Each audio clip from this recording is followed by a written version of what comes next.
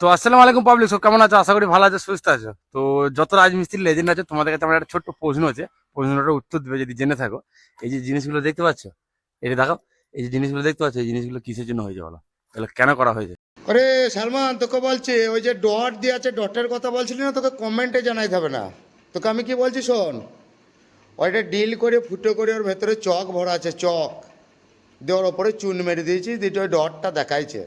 ওটা মারার কারণ হচ্ছে যে পিমড়ে ফিমড়ে ভবিষ্যতে ওই ভেতর প্লাস্টারটা যখন কিছুদিন পরে ইয়ে হয়ে যাবে, তো পিমড়ে ফিমড়ে আসবে না।